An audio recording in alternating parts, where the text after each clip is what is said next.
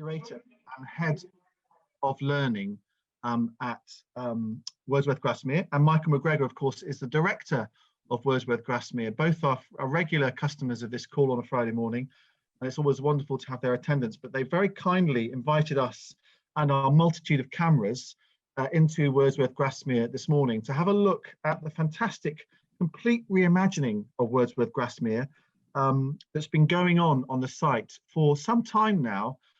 They've not had the easiest of time at Wordsworth Grasmere. You'll remember that last year was the 250th birthday of William, and of course it's Dorothy's this year.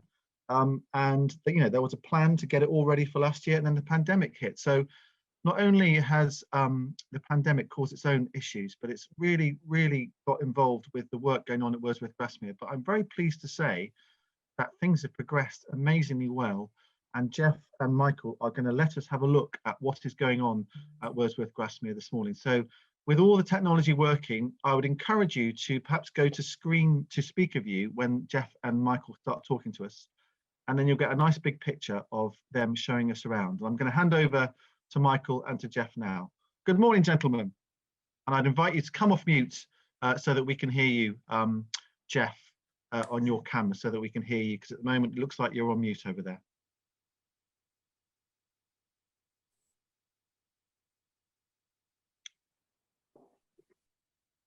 As they unmute, it adds to the tension of the technological challenge. So again, if you can hear me, Jeff and Michael, I'm going to encourage you to come off mute. There we are. There we go. Is that better? Off you go, chaps. Just bear with me. Right. There's Michael. Hooray! Well, good morning, everyone. Good morning. Can you hear me? Yes, we can. Good. Excellent. Well, good morning, and a very warm welcome to Wordsworth Grasmere and to the museum. We're going to give you a sort of inside-outside.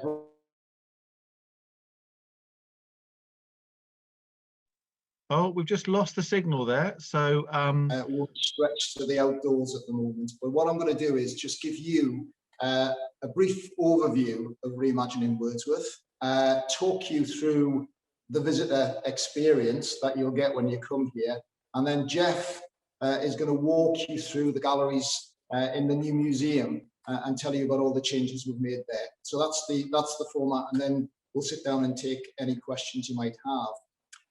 Just to go back to first principles really and talk about what the aim of reimagining Wordsworth was, it's really all about broadening the audience for Wordsworth's poetry, attracting as diverse an audience as possible, but also highlighting Wordsworth's continuing relevance to our lives today.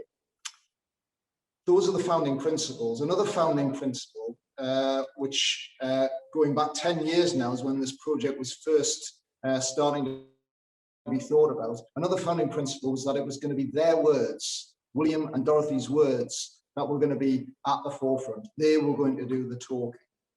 And a wonderful example of that you're looking at right now, which is the word wall in the new museum. And this wall literally illuminates for visitors memorable quotes from Wordsworth's poetry. And the idea is that people, visitors will see this as they first arrive on site and buy their ticket. And then those quotes are reinforced throughout the site and throughout the experience. So what we hope is that people will take a little bit of Wordsworth away with them at the end, and who knows, they might even go into the shop and buy a copy of his poems. One of the major changes to the way in which you've laid out the visitor experience here is that we've provided an introduction, which some might say is something that was long overdue. But what we found out through our research was that the majority of visitors to the site had little or no knowledge of Wordsworth. And so we've created essentially a two-stage introduction here. The word wall, which is part of a new orientation space. And then from there, visitors will be led down to Dove Cottage. And in Dove Cottage, in the stable next to Dove Cottage, we've created a wonderful introductory film, which serves two purposes really. One of those purposes is to have contemporary voices speaking about what Wordsworth means to them. But then it moves from that to give visitors that recreated step back in time so that they can understand how it was for the Wordsworths to arrive, to live, to write, to create a family in Dove Cottage during those formative years between 1799 and 1808. And so it's a very immersive experience. And having had that film, visitors then step over the threshold into a recreated Dove Cottage. We hope it is, as it were, an approximation of the house as it would have been, almost as if William and Dorothy had just stepped out of the door for a walk.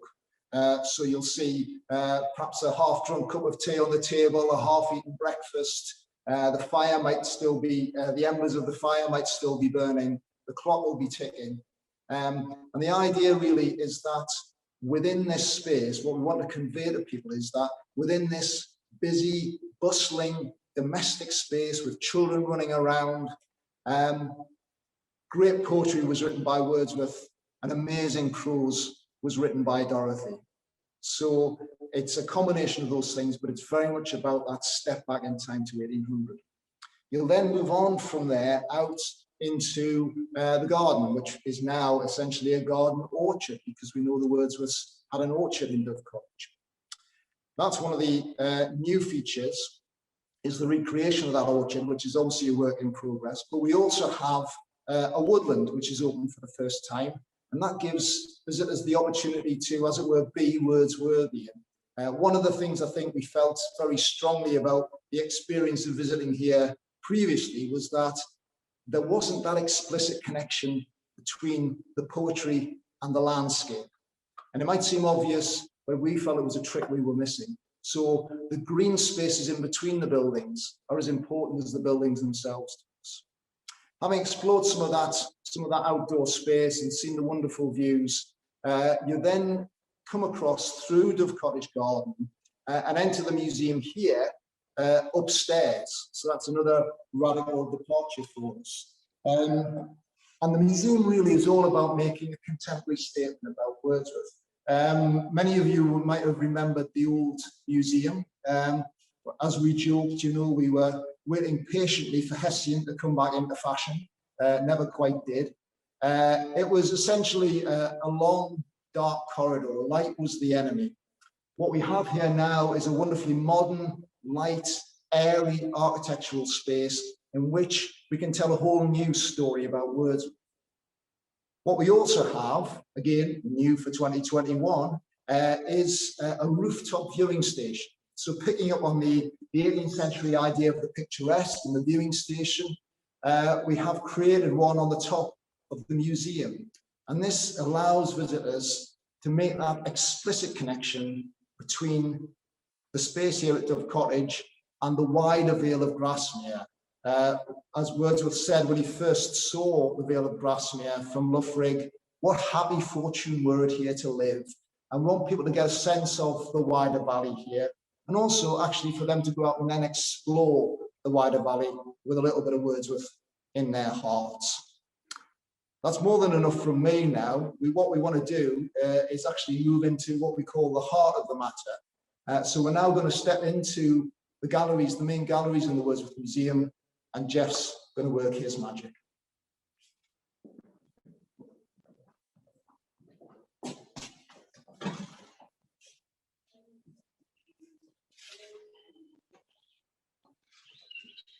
So here we are, entering very much the 21st century. As Michael said, deliberately modern.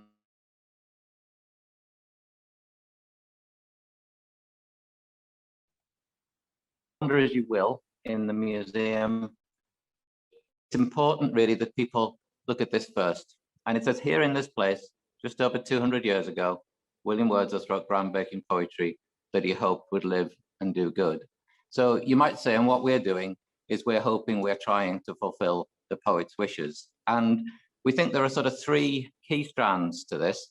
One is Wordsworth calls for us to reconnect with nature.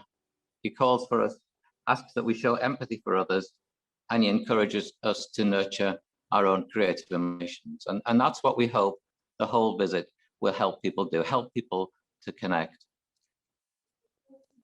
If we move into the center of the gallery, just to get sort of a sense of orientation, it's 4 spaces. It's quite difficult to find a spot which covers them all, but you can see that there's three spaces with exhibits. One, the reddish colored room, then a dark grayish colored room, a space in the middle to pause, to enjoy daylight again, and then we're in at the moment, which is this bluey color. And the colors are inspired by the local stones, the blue slates, the red stone of Easdale, and the ink, of course, providing the inspiration for the gray.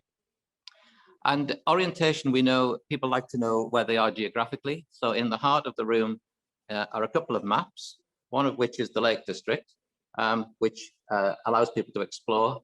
As Wordsworth said when he stood in the Alps and looked at a model in Lucerne of the Alps, that you could walk the hills in your imagination. And so in that sense, we're emulating Wordsworth's time there. So space is important for orientation, but then also is time.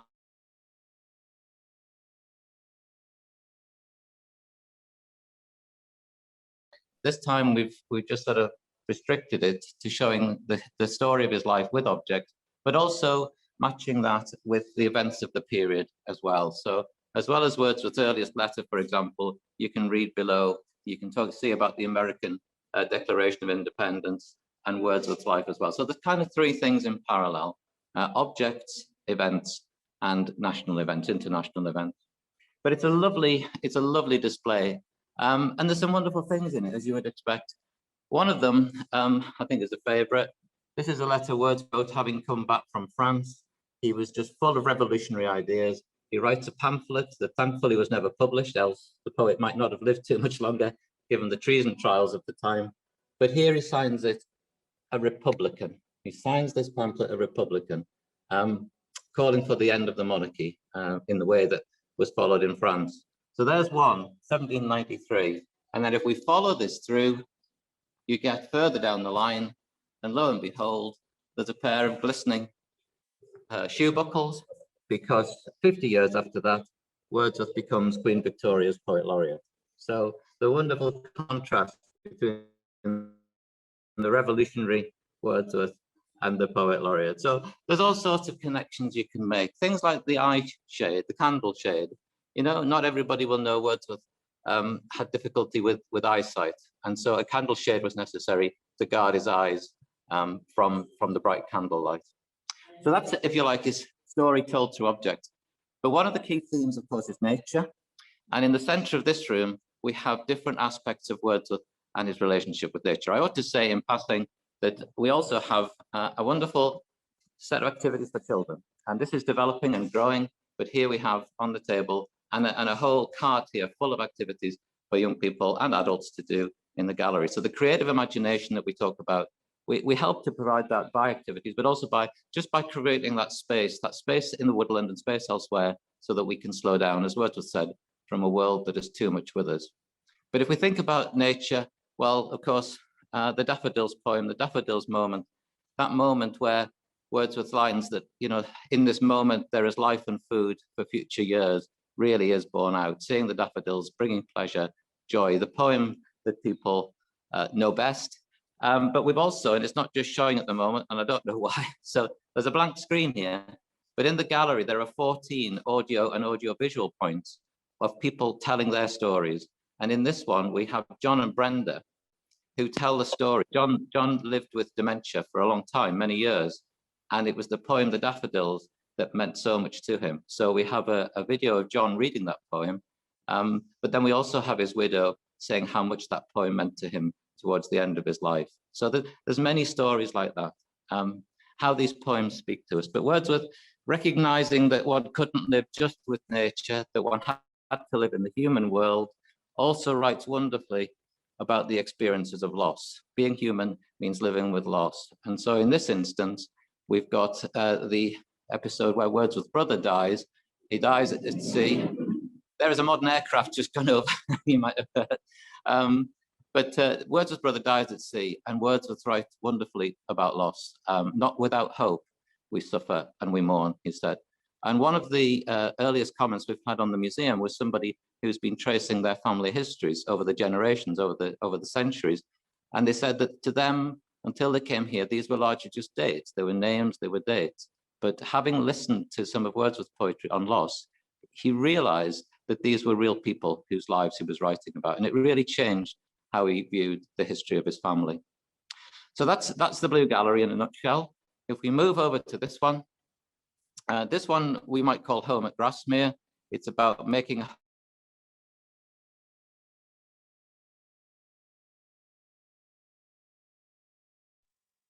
Dorothy's journal, where she describes nature as she's experiencing. Here we are sitting in the orchard. The small birds are singing, the lamb's bleating, cuckoo calling, the thrush sings by fits, hens are cackling, plum and pear trees are in blossom, apple trees greenish. So there you have just a beautiful description of nature, as Michael mentioned before. But then there's another side to Dorothy's journal where she talks about encounters with people. And on this side, we have another of Dorothy's notebooks. And in here, she describes meeting a man who gathered leeches for a living. And she describes his story, the tragedy of his story, how he's lost his wife, he'd lost all his children, part one, and how that becomes a poem. Wordsworth writes about it in a poem called Resolution and Independence. So Dorothy's journals, wonderful descriptions of nature, but also these very, I suppose, heart-rending in time stories of human existence. And below it is another sound point. And this is one where Lucy Newlyn talks about how these conversations with strangers are very appropriate to our time. So Wordsworth might have talked to a leech gatherer. We might talk to people on a bus. We might talk to strangers, and what we can learn by talking to strangers that we might otherwise be wary of doing. So very, very, I feel like, pertinent to the modern world. I'm just going to come around the corner again, because around the corner here, oh, there's Michael. Hello, Michael. I'm really sorry that the videos aren't on, because if you could look at that video screen, this is the last video that people can see. This you should be seeing a video of the Dove Cottage Young Poets giving their response to the poems in the gallery. So you should be seeing people that you'll know, like Hannah and like Matt Sowerby and Heather Hughes on that screen. So just imagine, it's all about imagination coming to the Wordsworth Museum. That's just have to do a little bit more. But the second last case is about the Lake District, preserving the Lake District. And Wordsworth in 1810, writing how the lake should be seen as a sort of national property, and how there's a risk that if we don't look after it properly, it will be spoiled. The very thing that we want to see, we want to enjoy, we want to treasure, will be spoiled by lack of management and overuse. So again, kind of very relevant, one might say, to our times. So I'm now going to scoot back through. That's two of the galleries seen. If we move on through, here's the lovely pause spaces. So daylight one way.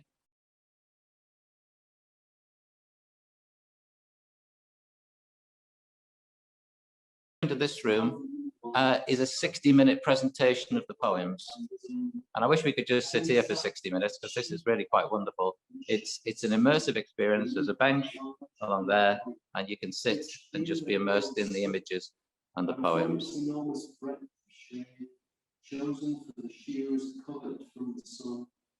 Thence in our rustic dialect was called the clipping tree, a name which yet it bears. You might recognize Simon Armitage's voice. You also hear brilliant readings by Michael McGregor. I could say that because he's not in view, but there's a couple of brilliant readings by him. Ian McKellen, and again, Heather Hughes and Matt Sowerby, they're in there as well. It's a wonderful thing just to sit there for an hour and listen to that. And then we're in the final gallery.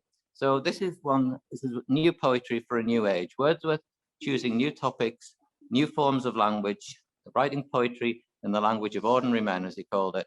And here we look at those topics. And one of the great lines of Wordsworth that's on the word wall is where Wordsworth says, "We have all of us one human heart." And that's got to be central, as well as the closeness to nature. That's got to be so central to our story. But here is the manuscript where those lines actually became formed. And you can maybe see on the left-hand side, there are 3 attempts to get that group of lines correct. And then finally, on the top of the right, he gets it as he likes it. And so you actually see the poem being created before our very eyes. You can see there the beginnings of a line and the end of a line. He doesn't quite know what's going to go in the middle, but you can see the poem coming together. And what great line it is. We have all of us one human heart. So radical politics, radical language. And then the final thing we're just going to highlight today is the creative process itself. So Wordsworth's greatest poem, this 8,000 line poem, The Prelude, it took 42 years of writing and revision and coming back to it to create one of the greatest poems in the English language, as we know. And it started off in a cold, dark room in Germany when the poet was 28 and thinking, how have I got to this point? And writing poems to try to understand his own mind, writing lines rather to understand his own mind, thinking about his childhood, what made him the person that he became. And it starts off with those few lines that you can see in facsimile there, and how it grows and it grows and it grows, as we say, to 8,000 lines. And we've closed the manuscript so that you can see them as 3D objects, not just flat things to look at. You can get a sense of them as real things. And we get to a point here where in 1804, 1805, Wordsworth is dedicating his life to writing this great poem. His friend Coleridge has had to go to the Mediterranean because of ill health, and it comes together as this great collaboration, the poem known as the Poem to Coleridge, but involving Dorothy as a transcriber and inspiration, his wife Mary also as a transcriber. And here we have a portrait of Coleridge. We have the great manuscript of the 1805 Prelude, so one of the great literary manuscripts of the world. We have a silhouette of Dorothy, the only young likeness of his sister, and we have a portrait of Wordsworth, the only portrait of him during his time in Dove Cottage. And so these things here, these 4 things here, really are a tremendous moment. One of many, as we say on the site, the woodland, the cottage. These are the highlights of the visit. And I hope that's given you a sense of the gallery and what there is to see. So we're now going to try and sit down.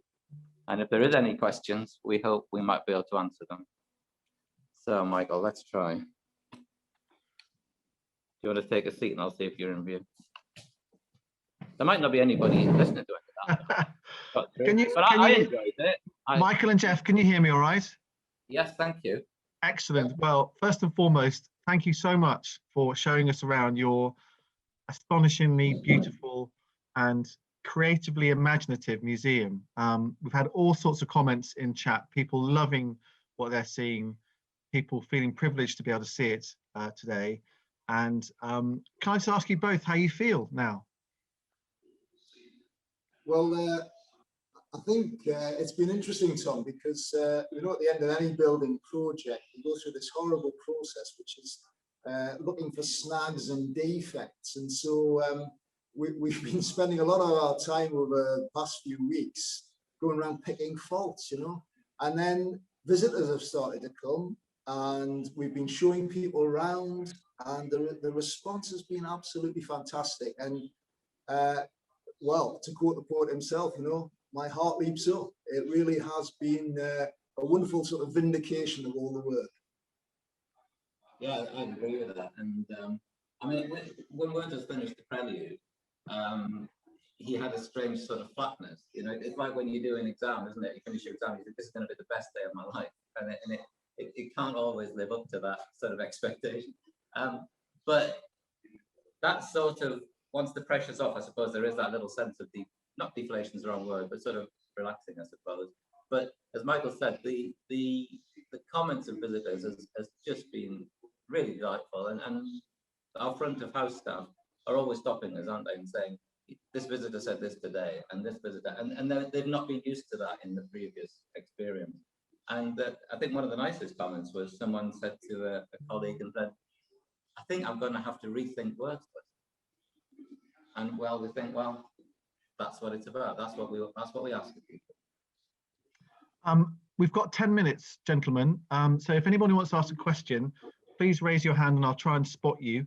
Marion Bowman's got a question. So Marion, do you want to come off mute and fire away? Thank you, Tom, and thanks both of you for an excellent presentation in difficult circumstances. I'm the chair of Kirkgate Arts and Heritage in Cockermouth, if anybody doesn't know me or our organisation. Cockermouth is, of course, where Dorothy and William were born.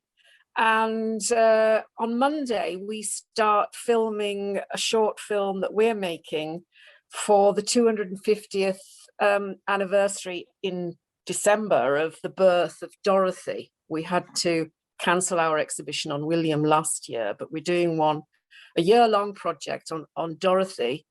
And it picks up on a lot of the themes that the guys have just touched upon. And what struck me about the tour we've just had, short though it was and indoors, and obviously we don't get the full experience. I love such a lot about what you've done with the outdoor experiences, the viewing point and the woodland and so on. But we're trying to touch on a lot of the themes that both Dorothy and William valued, and in particular, the creative imagination. So our film really features the Eden Poets, a group of young women who are poets based around the Penrith area. And what strikes me about your presentation is the artistry that has gone into the creation of that facility, which is such a sort of horrible word for something so wonderful. But I do hope that everybody who was involved in that, you know, the architect, the designers, the people who did all the typography, the lighting designers, the curators, everybody who's contributed to that, you know, it kind of falls away because it foregrounds William particularly and Dorothy and their collaborators. But the modern artists who've put this together need to be given some exposure and credit. And I hope that visitors will be introduced to the fact that these things don't just happen. It's based on enormous skill and creation and talent. And it's really important that they are given some credit. Well, should I just say, Marion, that both our architects and our designer have very, very efficient PR machines. But it's important that the general public understands, you know, I think. Okay, we got one or two more questions. Thank you, Marion. Charlotte Dunbill in chat, gentlemen, says, are you able to accommodate groups of young people at the moment? If so, what sort of numbers can you manage? I think that's a question. I mean, Zoe's, I think, part of the call. She might be able to answer it better than I can, because we are accepting 1 or 2 school groups at the moment, and we're doing a few events. So maybe Zoe could answer that in the chat if she's there. Okay, so if you're there, if you could answer that in chat, that would be useful. I'm conscious of time. Elaine, you've got your hand up, and then we'll go to Marion Kite. So Elaine, if you can just keep it brief if you can. I will. It's not a question. I went to Wordsworth with this when I was at senior school, and I was listening to what you said about the spaces and loss, and I write to help myself, and I've just got something I'd like to share. It will be a work in progress, and it's about a minute long. I wrote it as you were talking. It inspired me to write this. It's called Loss. May I share it? Yes. Okay. I have lost so much this last few months. My innocence, my trust, my land, a dream not fulfilled. My child son has become a man, my daughter a woman in love, my sister to the darker side. My father lost in his own hellish wilderness of mental and physical demise. My mother is now my child, frightened and confused as her world has crumbled beyond all recognition. Unable to hold those we love, crying on the street as the care home staff deny a wave through a window. How cruel is loss. But maybe out of the abyss, there will be a glimmer of light. Through pain and loss, I must grow, and like a flower straining, reaching to the sun, devouring its rays, I too need to reach upward and turn my face to the sun, allowing its warmth and light heal, nourish, and help me thrive. Thank you. Elaine, that was lovely. Thank you so much for sharing that with us. And how wonderful, Michael and Jeff, that your tour has provoked that. Jeff. I was simply going to say, when we talked about the loss of the brother John, Wordsworth wrote a poem about loss and hope, and it's called Elegiac Stanzas, and that might be one to turn to. I think it's one of the great things about Wordsworth is that he does explore a full range of human emotions, but he explored the depths of despair in his poetry. But Wordsworth, I think part of Wordsworth's greatness is that he finds a way through. He finds a way through to a more, not necessarily, always kind of bright sunlit uplands. But he faces forward, really, and I think it's one of the things I always admire about Wordsworth. There's a piece in the gallery where Wordsworth loses two children, William and Mary lose two children when they're very young, and Wordsworth writes a poem about the loss of one of them. And we have a piece here where someone who themselves has lost a child and writes that Wordsworth describes that situation perfectly. And so anyone who has been in that very sad position can feel a sense that Wordsworth can speak to them. Thank you, Jeff. Marion Kite, are you still there? Did you want to ask a question? You had your hand raised? No, but I can see that Gregory has got his hand raised. So Gregory, would you like to come off mute? And this may be the last question if Marion doesn't come up. Back to you, Gregory. I'm very intrigued by the quills in front of you. I just want to know what that is. Well, this is part of getting to know the manuscripts. And so everything that visitors see in the museum was written with one of these, and written usually with homemade ink made out of oak galls, gum arabic, and iron sulfate. And so we've created, I don't know where it's gone, there should be a pot of ink here, and a couple of quills, and people will spend hours, we'll spend hours writing with them. And we make the point that when Dorothy got a new quill, she would practice with the word amen. And so you come into the museum, we say this on the table here, and you'll find whole sheets covered with the word amen, where people have been writing. And one of the things we like to think of, that people can be in the footsteps of the Wordsworths. And so by writing with their materials, even practicing with their words, you come closer to the people who are represented here, who lived here, lived real lives here. Felicity is suggesting a quill making workshop, please, in chat. Well, we did one once, and the man who came to teach us, you'll imagine it involved sharp knives. Well, within the first 5 minutes, he cut his finger, and it kind of didn't quite disintegrate after that. But it's the bit I remember about it was him going around with a big plaster on his finger. So two things. One is, I think you can have a lot of confidence in your Wi-Fi. It's held up almost perfectly this morning. There were a couple of moments when you dropped out, but you picked up beautifully, and you didn't even know it happened. And we absolutely followed what you were doing. So well done on getting some great routers in there and some great broadband width in there too. And also, haven't you got a new cafe that's sort of opened and then closed and is also doing beautiful things as well? Thank you for mentioning that, Tom. Yeah, a product placement there. We have a new cafe which is now right in the heart of the site, so you can sit and have a cup of tea or coffee overlooking Dove Cottage. And as you drink your coffee, as the foam and the cappuccino disintegrates, a Wordsworth quotation will appear on the inside of the cup. So there's poetry everywhere. And that's one of the great things, isn't it? And not that Michael and I spend long in the cafe, but as we're walking by, listening to people reading lines of Wordsworth from their cup, well, which one have you got? And, if that's all the lines of Wordsworth they speak out loud, that's a big step forward to where we used to be. I'm sitting here, there's so many things I want to keep saying, but while I'm sitting here, in my eyesight is Kevin Pardell on a video reading a poem, one of the Parkhill Poets poems. So it's full of people you will recognize. Polly Atkins in the gallery, Pamela Woodson in the gallery. We're surrounded by friends. I suspect there are treats around every corner. Gentlemen, thank you so much for sure. I can't wait to come and visit myself. I think it looks like it just gives and gives and gives. And what I also love is the fact that you two chaps are exuding your passion and love for your subject matter as well. I love how you've sort of swelled with pride as you've shown us around this morning.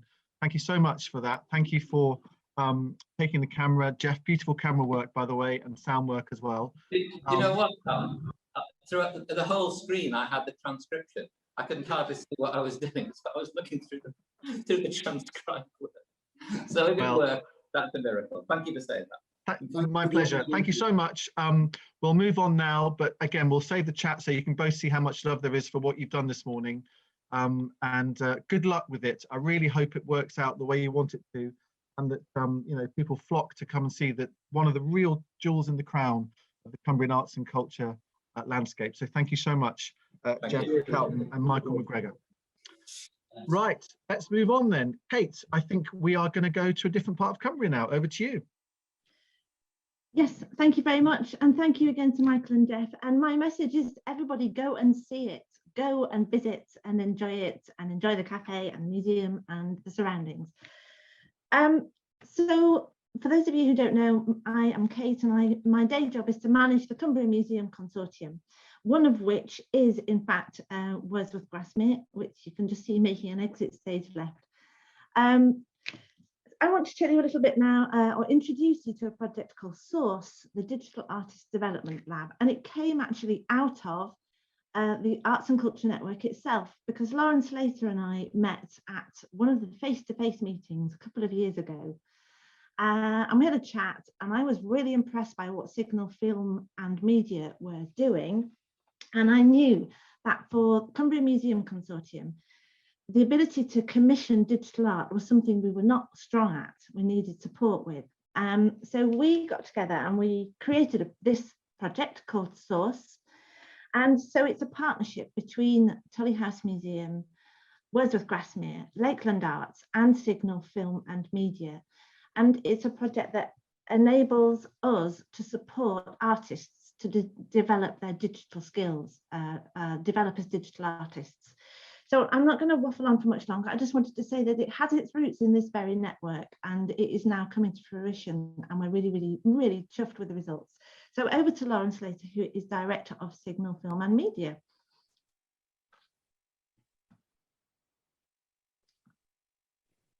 You come off mute. Yeah, I'm off now. Hi everyone. Firstly, so hard to follow the Wordsworth Museum, Michael and Jeff. That was absolutely amazing. I can't wait to come and visit. It looks absolutely beautiful, and I'm sure, like everybody listening, we all got quite emotional, I think, just thinking about Wordsworth poems, and yeah, that was amazing. Thank you. But yes, so Source. So this lovely project we started about a year ago. Originally it was meant to be physical, and we were going to run it over 2 intensive weekends with training in digital art and professional practice, with mentors and different people coming together, with 1 weekend in Barrow and 1 weekend another host organisation elsewhere in Cumbria. But obviously, because of the pandemic, we had to do some quick thinking and decide what to do, and everyone still wanted to continue with the project virtually. And actually, I think that it has been a real success doing it virtually, because on one of the reasons about the project was about exploring digital artwork. So it was the perfect opportunity for us to go the whole hog and create the works digitally, but also through virtual meetings. So the project we worked with, there was 4 host organisations: Wordsworth, Windermere, Jetty, Tully House and Signal Film and Media. And we selected, there were seven emerging artists from across Cumbria. And the idea was that the artists were to be paired with one of the host organisations and work with them to produce a piece of digital artwork that would be in response specifically to something that the host organisation had set. So it was professional practice around working with a host organisation, but also practice in developing digital art skills. So the artists that we've been working with, you can see us all there on one of our early Zoom meetings, which was a lovely session. And the artists are Danielle Chappell Aspinwall, who I think you might all know, who's here today, Catherine Joost, Zoe Forster, who's here and going to say a few words, Amy Johnson, Jennifer Macmillan, Eleanor Cheney, who's also here today, going to say a few words, and Chris Dennett, who's also here and going to say a few words. And I'll let them do the talking, but I just wanted to say, oh, can you move on to the next slide, actually, Tom? Sorry. I just wanted to say that the work that they've produced in, you know, quite difficult circumstances has been absolutely amazing, and they're just so talented, and it's been a joy to work with them all, and also been lovely to work with the 4 different hosts and the different curators involved. I can't list everyone right now, but it's been great working with everyone. Can you pop onto the next slide? Sorry, Tom. And so just to mention, the 2 artists that worked with Signal Film and Media were Danielle and Zoe, and shameless plug, their work is showing as part of our West Coast Photo Festival, which opened last night and is completely online. So if you go to the West Coast Photo Festival website, you can see their work hosted on there. And if you go onto the next screen, please, Tom. So that's one of Danielle's website pages where you can see her work. And the next screen, please, Tom. And so for the whole 7 artists, though, you can access their work online. So you go to the host webpage, and you'll see each organisation listed and the artists, and you can go and read a little bit more about the artist and then visit their exhibition, and it either takes you directly to the host website to see their work, or to their own individual exhibition pages. And 2 of the artists have actually created work for the Wordsworth Trust, and they're going to be shown physically in a few weeks' time, but you can see a snippet of their work online now. So I'll put the link in the chat so that people can visit the website and see the work directly, but perhaps before you have a look at the work, we're now just going to hear from Chris, Ellie, and then Zoe, who will just say a little bit about their artwork that they created for the project. So I'll hand you over to Chris Dennett now. Chris, are you there? Yep, I'm here. Is there a slide with my stuff on it that's up there? Hey, it's magic. Yeah, I'm Chris. I'm in Ulverston. I was partnered up with the Jetty Museum, and the theme they were going for was making and repair. And because of COVID, they want to do it fully online. And I was really keen to try my hand at making an online game. They want to do something really with families and kids. So I thought, a lot of the kids I saw going around the museum were just running around very quickly and then playing with their phones. So I thought, if I could do a game on a phone, but to try and make it so they were creative as well, so that I could incorporate some way of painting or something in the real world and get that into the game. So I've made a quick video, which is on the next slide, if we can go on. Will it play? Just showing you. Oh dear. Oh, there we go. So this shows you how it works. So when you go to the website, first of all, you need a template. Now, I think the museum are going to give out templates for people to fill in, but you can print one out. There's my printer chugging away. So you get this sort of white template, and you can decorate it however you want. So you can paint it, you can drop sand on it, do collage, whatever, and then take a photo of it. And there's so on a phone, it's really easy. You just sort of open your camera and then take a picture. And then a lot of code went into this one single button to generate the game, which sort of maps all their artwork into the game itself. And it should work completely seamlessly. And then you can play the game with your actual artwork in the background. So you're playing a Tizzy Wizzy, mythical beast, hedgehog, part dragonfly, part beaver, flying over various obstacles and islands and stuff like this. And there's a wreck, and yeah, you slowly go up Windermere.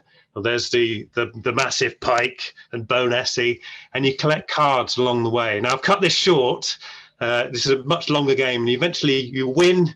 You get to the end, and you gather all these cards together, and then they link back to the museum. So I've sort of incorporated all the boats you can possibly get in the museum, and I sort of linked back to it. Yeah, and that's pretty much everything on the Tizzy. There we go, 2 minutes. I did it. That was great. Thank you, Chris. No worries. So yeah, we are we're whizzing through it, aren't we? Like Tizzy Wizzy. And so next, can we please go to Ellie, who's going to talk about her work that she produced with Tully House. Oh, okay. Can everyone hear me? Yep. Yeah. Okay, so my project host was Tully House Museum, and from the beginning I knew I wanted to explore the natural sciences collection because of my own love of natural history. I'd imagined that I'd be spending lots of time exploring and drawing in the collection, and then coronavirus hit. And even when the museum partially opened in the summer, because of my own anxiety and just the practicalities, we decided to do the whole project virtually. So reading the descriptions of collections, I'd found several that had been made by Cumbrian women, but they weren't on display. So my initial proposal was to create short videos that explored their stories and, looking at the societal barriers that they'd faced. But as I tried to do this, there just wasn't enough information about them, and a few themes appeared. So they're here: the journey from subject to object. So how and why living things become an object in a museum and the ethics of that. Representation, so who are the figures that we commonly see represented in these museum spaces and who aren't? And how can artists help to tell alternative stories or hidden narratives? And the last one is acquisition and legacy. So how are objects collected, chosen by museums, and what factors determine if they're displayed? So the next slide, please. For me, this resulted in breaking the work down into 4 parts. So it's on my website, it goes to every object tells a story, has a collector, has a value, and has a future. And I've done that through illustration, animating my illustrations, making paper sculptures, and also actually going out and finding some of the wildlife, which is in the collections, in herbariums, and in the natural sciences collection, and filming them. And so the final bit of this is, for me, I initially applied because I wanted to incorporate more digital into my work. I thought that was a cool thing to do and would help me to get my work out there. But through the pandemic, I think what's happened is the work has become much more about how to create and share work in the digital realm, how to use digital space to create a more inclusive approach when working with museum collections, and also how to make work that is accessible for people who can't visit museums physically, whether that's right now or in the future, because it's developed a whole awareness for me about the people who struggle to attend events, who struggle to visit spaces, and I want to make work that is accessible to them too. I can breathe. Oh, and there's a final slide, sorry. That was brilliant. Thank you so much, Ellie. Really well described. And please do go and look at Ellie's artwork on the website. I've put it in the chat. It's really beautiful. And yeah, we're really keen to keep working with Ellie because of her exploration how to use digital to make artwork more accessible and host organisations more accessible. So that's brilliant. Thank you, Ellie. And so next we'll go to Zoe Forster, who was paired with us at Signal Film and Media. And Zoe's just gonna again whiz through a 2-minute tour of the work that that she created. Can we go to Zoe? Yeah, can you hear me? Yeah. Yeah, perfect. So I was lucky enough to be chosen to work with Signal Film and Media, and I think both of our interests lie in, being in the community and working with communities, kind of keeping it local. And the 2 themes were the Sankey Archives and West Coast Cumbria, and I'm from Sylhet, so I live right on the West Coast. And so I was really given this opportunity to kind of like explore the Sankey photo albums, which I feel, obviously the Sankey images are beautiful and an incredible piece of history, but the photo albums, there's something magical about a photo album, the tactile nature of them, the sound, the movement, and the compositions of images. Can we go to the next slide? Yeah, so I looked at these photo albums, recreated the scenes, and me and my mum bombing about in a car and kind of having to go with the weather that you were given on that day, and seeing where exactly the Sankey family stood to photograph. I then created films out of these, like kind of still portrait, no, still landscape image, no, moving still images, if that makes sense. I wanted to keep the sort of analog feel of the photo albums, whilst also using digital mediums heavily. If we go to the next slide. And so this is kind of an example of the process really, and using Premiere Pro and just how kind of heavily digital it was. my work normally is analog, and so kind of keeping that analog nature whilst using digitals, and was just kind of really interested. And Julia Parks and John from Signal Film and Media have just been totally invaluable to this work, like their knowledge and the facilities that I was able to use at Signal, and kind of just the entire experience from Signal Film and Media. Like, I just appreciate so much. The film itself, Lauren, is that? Yeah, the film itself, I think. Yeah. Click on a link, or is the link there, Tom?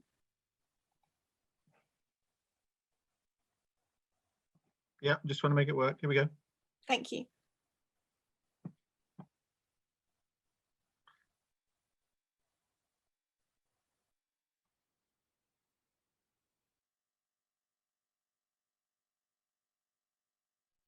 Do you want to tell us a bit more about what's going on here? Yeah, so it's very subtle, but you can see in a lot of the images, they're actually, the modern day films, the recreation of the images. Here we have, Workington Market Square in the middle, and a lot of these kind of beach river scenes are moving as well. And I mean, the albums themselves are just so beautiful, and I knew, and I didn't want to create something that would kind of like overpower them or try and like outdo them, because they're just so magical in themselves. So what I wanted to do was create a piece of work that sort of runs alongside them, an extension of them, but not trying to outdo them, because that would just be absolutely bizarre and stupid of me to try and do. Here's for football players from Barrow, I think they were. I've not actually seen these photo albums in real life. I've just seen scans of the images. Here we have, is that Egremont Castle in the top left? And in the bottom right, we have the Market Square at Egremont. My favourite one, Zoe, is just, there's a lovely, just a cottage, and you see it today, and you can just see that the trees are moving, yeah, and the wind blowing things. There's lots of quite subtle detail, and the plan is actually that in October, when we do the second edition of West Coast Photo, what we really want to do is projection map Zoe's piece onto the side of the Cook Studios, and when you can see it, when you see it projected big, you can really see all those details, can't you? It's and that's why it's subtle. I tried to keep it subtle as well, because when it is actually projected in the environment and at the scale that I want it to be, them kind of subtle details will just become so prominent in the work. And also to keep it in the public realm, to keep work, to not make it inclusive or to not make it exclusive to just the art world, but actually, these videos and the Sankey archives are, ordinary people who maybe have nothing to do with the art world. And so it didn't make sense to me to then put that work in a space that is just so exclusive to, art people. And I just think that's so important as well, that inclusivity of just everyone really. I mean, that's beautiful stuff. Now, can you wrap up, Lauren? I think it's Yes, that's a wrap then. No, that was thanks so much, Ellie, Zoe and Chris. It was really brilliant to get a bit of an insight into your work and your process, and it's been brilliant working with you all, and I'd be really keen for everyone to have a look at their work online, and if you've got any comments, please share with us and the artists. It's good to know what you all think, so thank you. And not at all, I'd second that. And I think what we've learned as museums and curators is what an amazing difference digital can make to what we do, on how much fun it is and how much imagination it brings. So keep your eye on all of that, and do follow the links and have a look at the work, because it is all magical.